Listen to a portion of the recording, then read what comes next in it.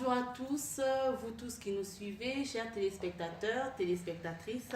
C'est votre sœur Délicia et je suis très honorée de vous retrouver pour une nouvelle émission divine. Nous voulons tout simplement vous dire que vous êtes divines. Vous êtes divines, vous êtes des créatures divines, vous êtes des créatures merveilleuses, quel que soit ce que le monde ou l'homme dit de vous. Nous ne sommes pas ce que le monde dit que nous sommes, mais nous sommes ce que la parole dit que nous sommes. Et cette parole nous dit bel et bien que nous sommes divines, car créées à l'image et à la ressemblance de Dieu. Alors aujourd'hui, nous développons toujours le thème de la femme. Et donc j'ai l'honneur et le grand plaisir de recevoir pour vous une servante de Dieu, la servante Sarah Chamala. Bonjour, servante de Dieu. Bonjour. Oui, je m'appelle Sarah Bapa. Bapa, c'est le nom de mon mari, donc je porte son nom. Je m'appelle Sarah Bapa Chamala, mère de 3 enfants, visionnaire de l'église Arche pour la Terre Promise. Nous sommes situés à Ixelles. Galerie Porte de Namur au numéro 23. Donc ça fait 5 ans que l'église est implantée à la Porte de Namur. Nous sommes établis à la Porte de Namur, à la Galerie Porte de Namur, là, tel que je l'ai dit tantôt. Ça fait 5 ans que j'exerce en tant que pasteur. D'accord. En tout cas, c'est un immense plaisir de m'entretenir avec vous. Nous voulons tout d'abord savoir, donc vous êtes donc une épouse, une mère. Est-ce que c'est important le mariage, les enfants et le ministère? Est-ce que ce sont des critères importants pour une vie stable? Est-ce que ça fait partie des critères de stabilité de la vie d'une femme? Je peux dire oui, et comme je peux dire non. On peut servir Dieu tout en étant marié, tout en n'étant pas marié. Donc on peut servir Dieu de différentes manières. Mais tant que servante, telle que Dieu m'a appelée dans le mariage, j'ai eu l'appel dans le mariage, donc je sers Dieu en tant qu'épouse. Oui, je fais le tout, j'associe le tout. Et le travail de Dieu et la maison, et oui, ça porte aussi la stabilité vis-à-vis du ministère, ça apporte la stabilité, l'équilibre. Quand tu es une femme mariée pour servir Dieu, c'est très important d'avoir son mari à ses côtés parce qu'il me sert aussi vraiment d'appui et c'est vraiment agréable de travailler en même temps avec mon mari. Ça fait du bien. D'accord, donc vous êtes une femme pasteur, Oui. une femme pasteur ou une pasteur femme, ça dépend du sens dans lequel vous voulez le prendre. Et bon, généralement, on voit plus des pasteurs hommes. Et pour beaucoup de fonctions d'ailleurs dans la société, on a l'impression qu'il y a des fonctions qui sont attribuées ou destinées qu'aux hommes. Alors je voudrais savoir vraiment, et je pense toutes celles qui nous suivent, en tant que femme pasteur, est-ce que vous avez rencontré ou vous rencontrez des difficultés par rapport à votre identité? Par rapport à mon identité, tout justement étant que femme, oui, je rencontre des difficultés, mais j'appelle ça, ce sont des difficultés minimes. Minimes pourquoi? Parce qu'une personne qui lit la parole de Dieu ne va pas se baser. Ça, ce sont vraiment de choses très primaires, très basiques, où on te dira la femme ne peut pas prêcher. Oui, l'apôtre Paul a dit, par exemple, que la femme ne peut pas prêcher. Il faut voir dans quel temps où l'apôtre Paul a dit que la femme ne pouvait pas prêcher. Parce que dans ce temps-là, la femme n'était pas enseignée. La femme devait s'occuper de la famille. La femme devait rester derrière avec les enfants. Donc, dans ce temps-là où l'apôtre Paul a parlé, et le même apôtre Paul, c'est ce que j'ai toujours rigolé, je dis, mais le même apôtre Paul nous dit, en Christ, nous sommes tous un. Il n'y a plus d'hommes, il n'y a plus de femmes. C'est le Saint-Esprit qui agit en tous. Donc, il n'y a plus d'hommes, il n'y a plus de femmes. Donc, le Saint-Esprit a besoin juste de l'enveloppe qu'il va utiliser. Il n'a pas besoin de sexe. Il ne regarde pas le sexe. Il regarde l'enveloppe qu'il va utiliser. L'enveloppe qui est prête à servir Dieu. C'est tout. Donc vous avez entendu parfois ou souvent des paroles qui allaient à l'encontre de votre appel à cause de votre identité de femme, justement? Bon, je n'ai pas commencé à servir Dieu étant que pasteur, j'ai commencé d'abord à servir Dieu étant qu'évangéliste. Donc Dieu m'utilise vraiment dans l'évangélisation. Et c'est vrai que pour moi, comme je l'ai dit, c'est vraiment un de cadets de soucis que les hommes l'acceptent, que les hommes ne l'acceptent pas, mais la femme, telle qu'on parle de la femme a une sensibilité d'écouter le Saint-Esprit. La femme est vraiment dotée de beaucoup de dons, de talents, que l'homme, parce qu'il est rigoureux en soi, l'homme n'a pas cette sensibilité d'écouter le Saint-Esprit comme la femme. Donc, je parlerai plutôt du ministère de la femme, que c'est le ministère le plus puissant, le ministère de la femme. Et c'est pour cela, c'est vraiment combattu. Donc, étant que femme, je sais ce que Dieu a doté aux femmes. Et pourquoi est-ce que la femme est tellement combattue? La femme, c'est celle qui porte, même si l'homme donne la sémence, mais c'est la femme qui porte l'enfant. L'enfant qui doit faire quoi? Qui doit écraser la tête du serpent. Donc la femme, les mondes ne peuvent pas aimer la femme, ni le diable ne peut pas aimer la femme. C'est tout à fait normal que les gens parlent. Justement, on en vient à ma question suivante. Que pensez-vous du statut de la femme dans la société de nos jours? La place de la femme, son importance, son rôle? La femme a plusieurs rôles à jouer. La Bible nous dit par exemple, celui qui trouve une femme trouve le bonheur, parce que le bonheur se refuge dans la femme. Et étant que femme, nous avons beaucoup de rôles à jouer. La femme peut jouer plusieurs rôles. D'abord, dans sa maison, elle est celle, on dit la femme c'est le pilier et l'homme c'est le toit. Donc la femme donne la stabilité, l'équilibre à l'homme. La femme déjà dans le foyer. C'est la femme qui donne l'équilibre à l'homme. C'est la femme qui fait que l'homme soit... quand on parle par exemple de l'homme, on voit que l'homme est l'homme parce qu'il y a une femme derrière. Parce que c'est la femme qui représente tout le poids de l'homme. On voit ça à travers cette femme. Donc la femme, que ce soit dans la société, la femme peut travailler dans toutes les entreprises. Donc il n'y a plus de limite, on peut dire là la femme ne peut pas, là la femme peut. Non, mais on reste dans la Bible. La Bible nous dit que la femme doit rester soumise. Donc par contre à la soumission, oui, la soumission, nous restons soumises, mais nous faisons ce que Dieu nous demande de faire. Donc nous pouvons bien jouer notre rôle dans l'entreprise, dans la maison, dans l'église, partout où se trouve la femme, on voit qu'il y a la joie, il y a la paix. Pourquoi la femme est là où il n'y a pas de femme, c'est pas bon. Mais servante de Dieu, vous nous parlez d'une femme pilier, vous nous parlez d'une femme forte, d'une femme puissante, vous nous parlez d'une femme qui peut jouer tous les rôles, une femme entreprenante, entrepreneuse. Mais lorsqu'on regarde dans beaucoup de nations, même dans les nations dites démocratiques où on prône les droits de l'homme, le respect des libertés, on voit les femmes méprisées, on voit les femmes victimes du mépris, des violences morales, aussi bien morales que physiques. Alors pourquoi cet acharnement contre la femme alors que justement elle a été créée? L'acharnement qui se trouve sur la femme, il faut le lire plutôt dans Genèse. Quand Dieu parle à l'homme et à la femme, après que l'homme ait chuté, après que l'homme ait mangé le fruit que Dieu avait interdit, c'est là où commence le nœud du problème commence là. Le nœud du problème commence là, parce que quand l'homme et la femme ont péché, ils ont mangé ce que Dieu leur avait interdit, alors Dieu parlera. Quand Dieu a parlé, par exemple, nous prenons à partir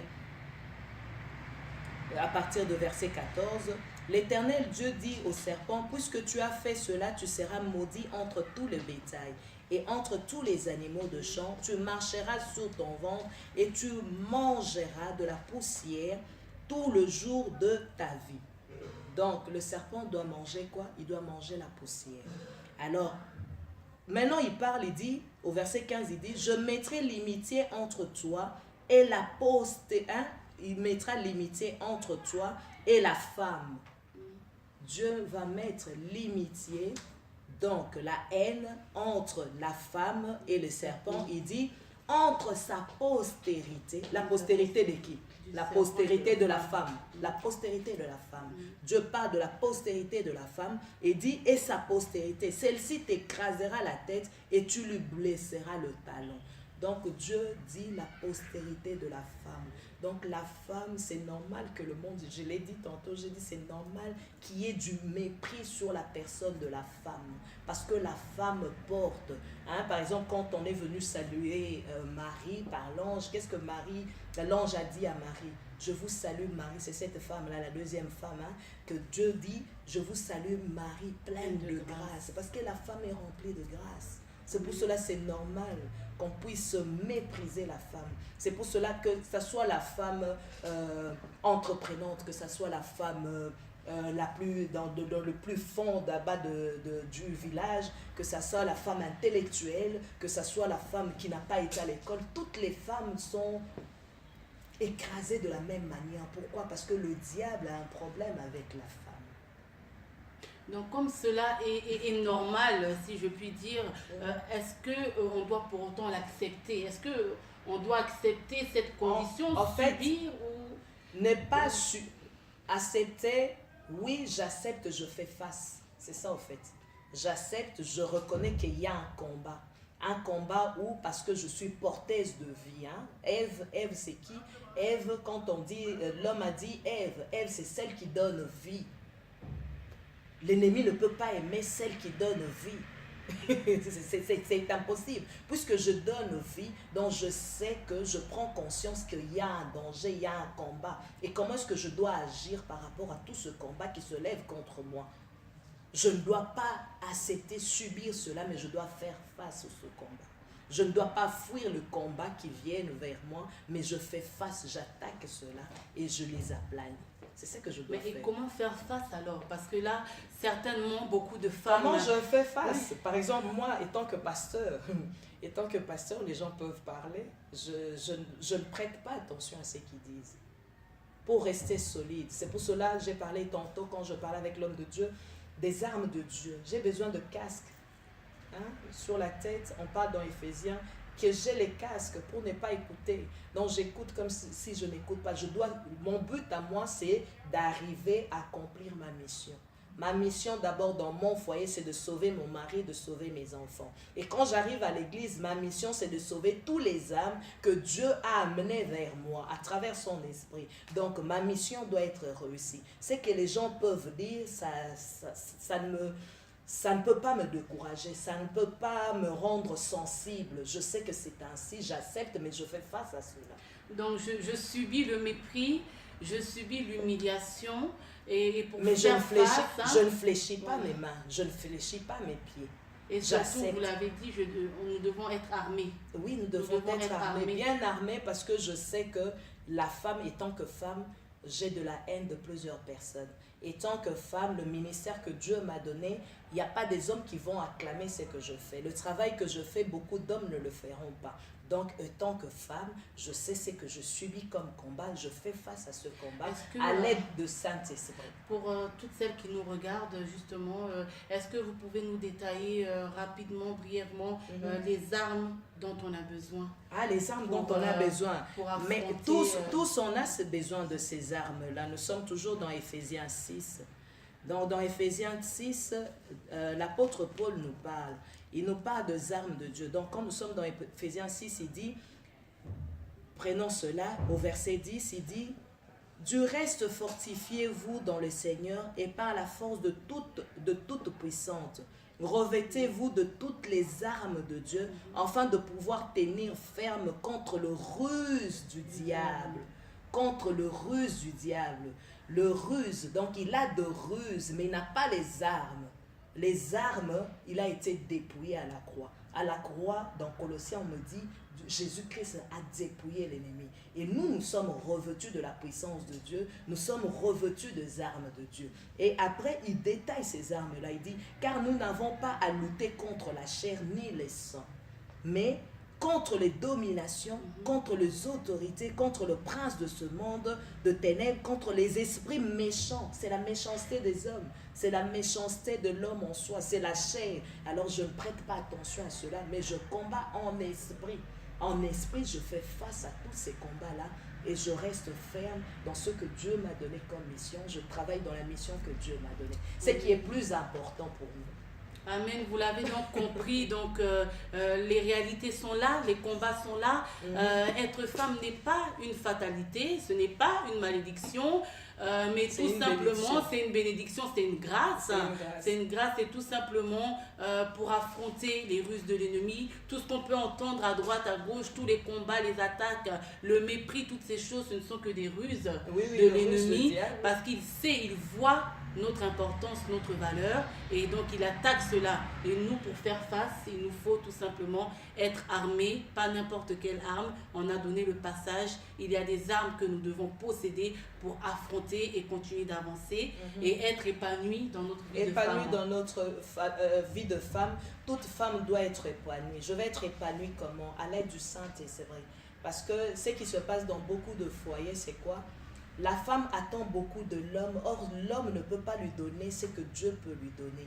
Notre vraie joie se trouve en Dieu. Notre vraie paix se trouve en Dieu. Pour que je réussisse ma première mission dans mon foyer, j'ai besoin du Saint-Esprit. Que ce soit pour mon mari, que ce soit pour l'éducation de mes enfants. Arriver maintenant à l'église, j'ai besoin, que ce soit à mon travail.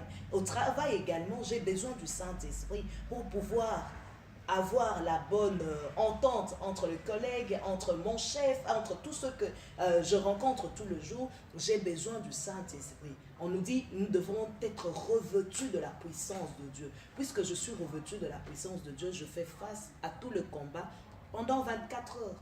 Donc l'ennemi peut agir à travers même mes enfants, l'ennemi peut agir à travers un collègue, l'ennemi peut agir à travers un ami, l'ennemi peut agir à travers mon mari. Mais je dois savoir seulement quand est-ce que c'est Dieu qui parle, quand est-ce que c'est l'ennemi qui parle par ce ruse. Le discernement. Le discernement. C'est Amen, très le important. discernement. Amen. Très important. Alors, pasteur Sarah, en dehors du ministère, en dehors de la famille, avez-vous d'autres occupations, d'autres activités? Tantôt j'ai dit oui, j'ai plusieurs facettes. J'ai plusieurs facettes. Je suis esthéticienne, je suis coiffeuse, je suis évangéliste, je suis pasteur. En fait, j'ai plusieurs casquettes. J'ai fait avec le tout. Voilà, donc nous avons là vraiment la créature de Dieu et il en est de même pour vous aussi qui nous regardez. Donc en vous, il n'y a pas une seule chose, il y a beaucoup de choses, beaucoup de dons, Les dons et de de Dieu. talents qui Voilà. viennent du Seigneur. Donc si vous ne savez pas encore ce pourquoi vous êtes fait ou appelé, il faut tout simplement chercher, chercher la volonté de Dieu, chercher Dieu et il vous répondra. En tout cas, servant de Dieu, je vous remercie de nous avoir accordé votre temps et merci également pour ces petits conseils très importants pour pouvoir vraiment affronter les difficultés du quotidien. Je vous laisse quand même clôturer l'émission, un mot de la fin vraiment aux femmes qui nous regardent, un mot d'encouragement, un mot pour fortifier, pour encourager une femme qui nous regarde. Donc, quand on parle de la femme, je n'aime pas seulement me focaliser à la femme. Je me focalise aussi sur les jeunes filles qui sont en train de grandir. Donc, j'aimerais dire à une jeune fille, ne te minimise pas, mais regarde le don et les grâces que Dieu a mis en toi. Donc, ne te trouve pas comme si tu ne valais rien. Parce que en toute femme, moi, je suis rassurée et je dis que Dieu a déposé en chacun de nous de dons. Et ce don-là, nous devons le mettre exploiter le don qui sont en nous. Mais comment est-ce que nous allons exploiter ces dons-là? À l'aide du Saint-Esprit. Que ce soit les femmes aujourd'hui qui sont déjà femmes ou que tu ne te retrouves pas, il y a toujours quelque chose en toi que tu peux faire. Ne te sous-estime pas, tu as de la valeur. Tu as de la valeur aux yeux de Dieu. Si Dieu a pris cette peine-là de nous envoyer sur terre, c'est parce qu'il a une mission pour chacun de nous. Amen. Chaque personne a quelque chose à faire sur terre. Nous ne sommes pas venus en vain sur terre. Nous avons tous quelque chose à faire. Et que nous puissions nous accrocher seulement à Dieu. Avec le Seigneur, tout est possible. Donc je retourne encore dans Philippiens, on nous dit, je puis tout avec le Christ. Donc avec Christ, je peux tout faire. Sans Christ, ce n'est pas possible. Mais avec Christ, je peux. Donc toi, femme, sois sûre que Dieu t'aime. Amen. En tout cas, tout est dit. Et c'est avec ces paroles d'encouragement que nous clôturons cette émission. Merci à vous de nous avoir suivis. Et je vous dis à très bientôt pour une nouvelle édition de votre émission divine. Que Dieu vous bénisse.